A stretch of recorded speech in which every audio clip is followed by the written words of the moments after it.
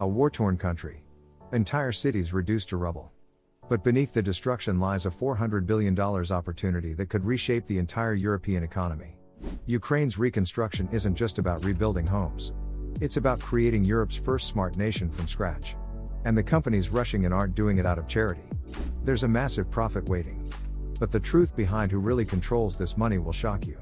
In the next few minutes, I'll reveal the 3 hidden players pulling the strings, the technology they're secretly testing, and why your country might be next. Let me show you exactly how this happened. February 2022 changed everything. Russian forces invaded Ukraine, and within months, over 150,000 buildings were destroyed. Entire cities like Mariupol became ghost towns. The damage exceeded the GDP of most countries. But here's what the media didn't tell you. While the world watched the destruction, another war was already starting. A war for contracts. A war for control of the biggest reconstruction project in human history. The Ukrainian government knew something important. They couldn't just rebuild the old way. Soviet-era infrastructure was outdated before the bombs even fell. So they made a bold decision. They would skip 50 years of development and build a completely modern nation. Smart cities. Green energy. Digital government. Everything from scratch. But there was a problem. Ukraine didn't have $400 billion. So they created a plan that would let foreign companies and governments invest. In return, these investors would get something more valuable than money. Now here's where things get really interesting. The reconstruction masterplan isn't controlled by Ukraine alone. It's managed by something called the Multi-Agency Donor Coordination Platform. Sounds boring, right? Wrong. This platform is basically a shopping list where countries and corporations can pick which parts of Ukraine they want to rebuild and own. Here's how it works. Let's say a German energy company wants to build solar farms. They commit $2 billion to the platform. In return, they get exclusive rights to develop renewable energy in specific regions for 30 years. They're not just rebuilding. They're buying pieces of Ukraine's future economy. The numbers are insane. The European Union committed $50 billion. The United States pledged another $60 billion. Japan, South Korea, and even Middle Eastern oil states are fighting for positions. But here's the twist nobody talks about. The reconstruction contracts include something called investment protection guarantees. This means even if Ukraine changes its government or policies, these companies keep their rights. They're essentially locked in for decades. Think about that. Foreign corporations will control major parts of Ukraine's infrastructure until 2050. But if you think that's crazy, wait until you hear this. Ukraine isn't just rebuilding cities. They're building a testing ground for technologies most countries are too afraid to try. And the tech giants know it. Start with digital infrastructure. Ukraine announced every government service will be digital by 2027. No paper. No offices. Everything through an app. Estonia did something similar, but Ukraine is doing it on a scale 50 times larger. Companies like Microsoft, Google, and Amazon are competing to build the cloud systems. The winner doesn't just get a contract. They get to prove their technology works for an entire nation. That proof is worth billions in future contracts worldwide. Then there's the smart city concept. The city of Kharkiv, which was 60% destroyed, is being redesigned as Europe's first fully integrated smart city. Sensors in every street. AI managing traffic. Automated energy grids. Facial recognition for security. It sounds like science fiction, but construction starts this year. The companies building this aren't Ukrainian. They're Chinese, American, and European firms testing surveillance and automation tech that's controversial in their home countries. Here's where it gets darker. According to leaked documents, some reconstruction zones will have limited privacy laws for the first 10 years. This allows companies to collect data on millions of people without the strict regulations they face in Europe or America. They're essentially creating a data goldmine. This brings us to the most shocking discovery of all. The $400 billion reconstruction plan isn't really about Ukraine.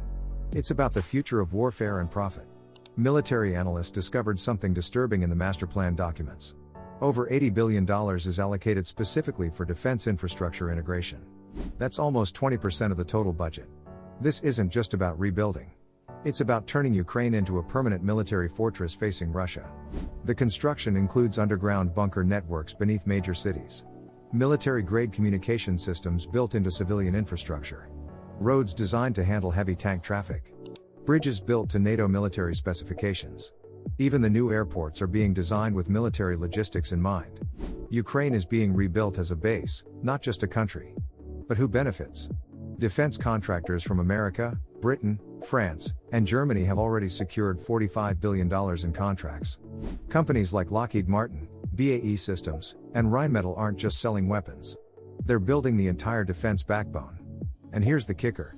These contracts include clauses that require Ukraine to purchase ammunition, parts, and upgrades from these same companies for the next 30 years. Sources suggest this was the real negotiation happening behind closed doors. Western nations agreed to fund reconstruction, but only if Ukraine became permanently dependent on Western military technology. Russia's invasion gave Western powers exactly what they wanted. A reason to place military infrastructure on Russia's border, paid for under the disguise of humanitarian reconstruction. So what does all this mean for us today? This changes global power forever. And your country is watching closely. First, the economic impact. $400 billion flowing into Ukraine over the next decade will create millions of jobs. But not in Ukraine. Most high-level contracts went to foreign companies. The construction workers might be local, but the profits flow to corporations in New York, London, and Berlin.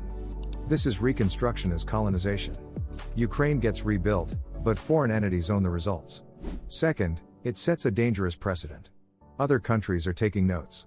If your nation faces a crisis, war, or natural disaster, the same model applies. Foreign investment with strings attached. Your infrastructure rebuilt, but controlled by others for decades. Taiwan is already preparing similar frameworks in case of Chinese invasion. Several African nations are creating reconstruction masterplans before conflicts even happen. Third, the surveillance technology being tested in Ukraine will spread. Once companies prove facial recognition and AI monitoring work in Ukrainian smart cities, they'll sell these systems to governments worldwide. Your city could be next. The technology being normalized in Ukraine today becomes the standard tomorrow. For investors, this is massive. Every major reconstruction project for the next 20 years will follow this model.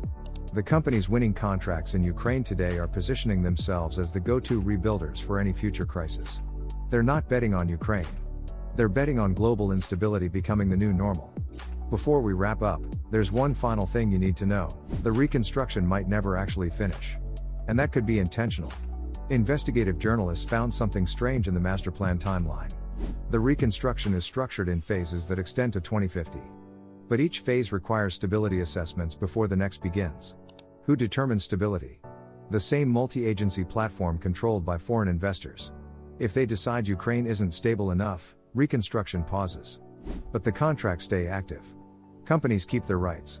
They keep collecting fees. This creates a twisted incentive.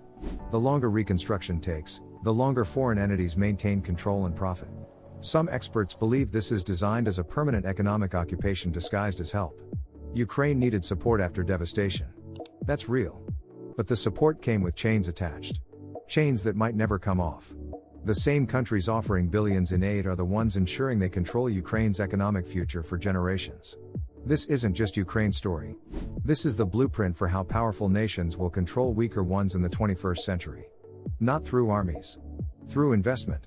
If this opened your eyes, you need to understand what comes next. Let's recap what we discovered.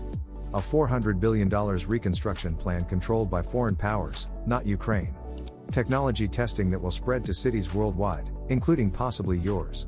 And military infrastructure disguised as civilian reconstruction, creating a permanent fortress facing Russia. This isn't charity. It's calculated investment in geopolitical control. If this information shocked you, smash that subscribe button because next week I'm exposing the hidden contracts between Ukraine and American defense contractors that weren't supposed to go public. You won't believe who's actually profiting. Drop a comment telling me, do you think this reconstruction model will be used in other countries? Which nation do you think is next? I read every single comment, and your insights help shape what we investigate next. The world is changing faster than the news reports. Stay informed. Stay ahead. And I'll see you in the next investigation.